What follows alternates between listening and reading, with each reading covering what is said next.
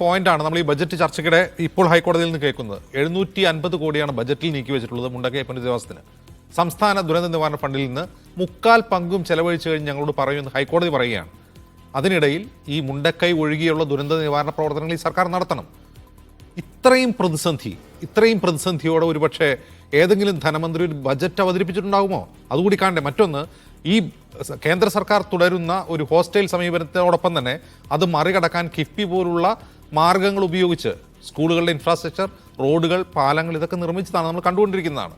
അപ്പോൾ ബജറ്റിന് പ്രസക്തി ഇല്ല എന്നൊക്കെ ചർച്ച ചെയ്യുമ്പോൾ ആ ബജറ്റിന് പ്രസക്തി ഇല്ലാതാവുന്നത് എങ്ങനെ, അതിനെ മറികടക്കാൻ സംസ്ഥാന സർക്കാർ എന്തൊക്കെ ചെയ്യുന്നു, അതിനോട് നിങ്ങളുടെ സമീപനം, ഇതൊക്കെ ചർച്ച ചെയ്യപ്പെടണ്ടേ? ഇവിടെ തുടക്കത്തിലൊരു കാര്യം, ഈ ബഡ്ജറ്റിന്റെ ആദ്യത്തെ പാരഗ്രാഫില് ധനകാര്യമന്ത്രി തന്നെ പറഞ്ഞിരിക്കുന്നത് കേരളം സാമ്പത്തിക പ്രതിസന്ധി മറികടന്നിരിക്കുന്നു, അതിനെ അതിജീവിച്ചിരിക്കുന്നു എന്നാണ് പറഞ്ഞിരിക്കുന്നത്. അത് പറഞ്ഞതിന് ശേഷം ഇവിടെ നമ്മുടെ മുമ്പിലുള്ള യാഥാർത്ഥ്യം എന്താണ്? കഴിഞ്ഞ വർഷം കൃഷി വകുപ്പിൽ വെട്ടിക്കുറച്ചത് 230 കോടി എന്ന് വെച്ചാൽ അനുവദിച്ചതിന്റെ 44, നിയമസഭ പാസാക്കിയതിന്റെ 44% വെട്ടിക്കുറച്ചത്. ന്യൂനപക്ഷ സ്കോളർഷിപ്പുകൾ വെട്ടിച്ചുരുക്കി. ജോസഫ് മുണ്ടശ്ശേരി സ്കോളർഷിപ്പ് അടക്കം, മദർ തെരേസ സ്കോളർഷിപ്പ് അടക്കം, APJ അബ്ദുൽ കലാം സ്കോളർഷിപ്പ് അടക്കം വെട്ടിച്ചുരുക്കി. എന്തിനധികം പറയുന്നു, ഏറ്റവും കൂടുതൽ പരിഗണന ലഭിക്കേണ്ട പട്ടികജാതി വിഭാഗങ്ങൾക്കുള്ള അവരുടെ പദ്ധതിയിൽ ആകെ അനുവദിച്ച 1370 കോടി രൂപ അത് മാൻഡേറ്ററി ആണ്. അതായത് പട്ടികജാതി വിഭാഗങ്ങൾക്ക് 12% ഒരു ബഡ്ജറ്റിൽ അനുവദിക്കുക എന്നുള്ളത് മാൻഡേറ്ററി ആണ്. അങ്ങനെ 1370 കോടി രൂപ നിയമസഭ പാസാക്കി അനുവദിച്ചതിനകത്ത് 500 കോടി രൂപ വെട്ടിക്കുറച്ച ഒരു സർക്കാരാണിത്.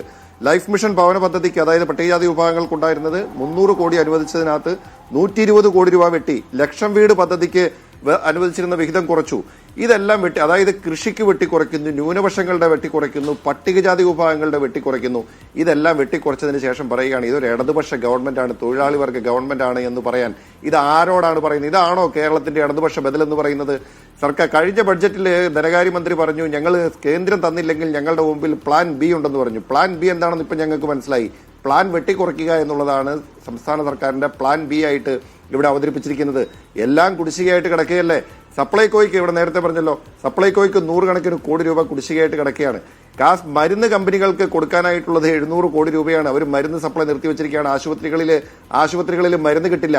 ഇനി ഞാൻ വേറൊരു കാര്യം പറയട്ടെ, ഈ ബഡ്ജറ്റിന്റെ ടോട്ടൽ സൈസ് എന്ന് പറയുന്നത് ഏതാണ്ട് 1,30,000 കോടി രൂപയാണല്ലോ.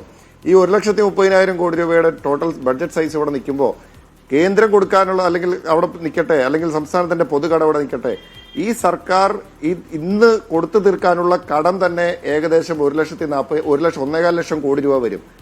എന്താ കാരണം? സർക്കാർ ജീവനക്കാർക്ക് 65,000 കോടിയോളം രൂപ കുടിശ്ശികയായിട്ട് കൊടുക്കാനുണ്ട്. അതായത് 2024 വരേണ്ട ശമ്പള പരിഷ്കരണ കമ്മീഷനെ, പുതിയ ശമ്പള പരിഷ്കരണ കമ്മീഷനെ എന്ന് വെക്കുമെന്ന് പോലും പറയാനായിട്ട് ഈ സർക്കാർ തയ്യാറായിട്ടില്ല.